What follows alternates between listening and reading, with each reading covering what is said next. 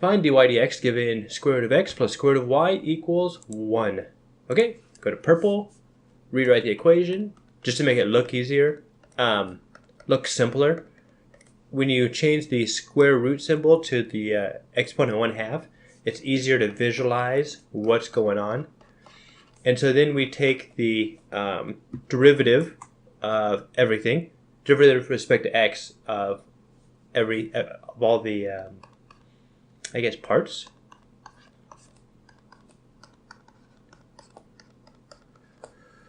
So I don't really have to. So what happened here, what I did here, I took the derivative of the first part, x to the 1/2.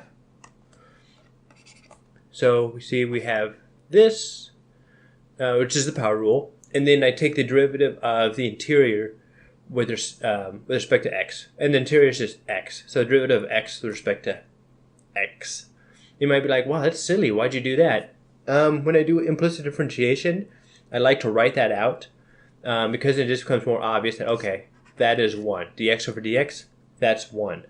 But when you're dealing with something that's not x, like y or z or w or u or v, then it becomes obvious that you have this dy dx term there that you don't want to forget about.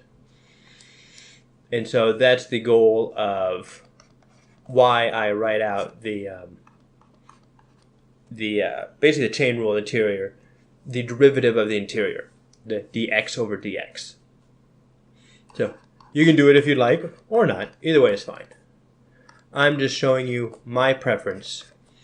And the reason my preference has changed on what I'm doing in life. When you're talking about something like the AP exam, it's nice to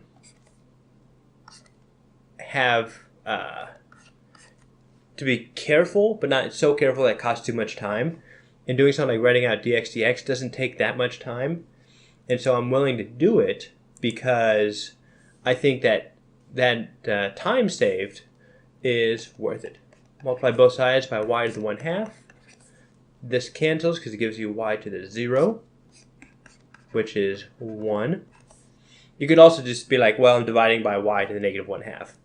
That gets a little confusing for me, so I like to be more explicit, more obvious, less ambiguous.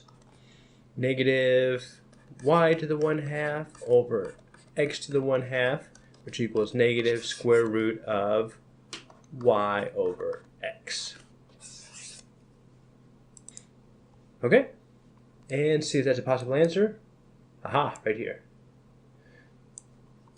So the answer to this one would be negative square root of y over x. And you can, this is square root of y, square root of x, and you can just combine the square roots together.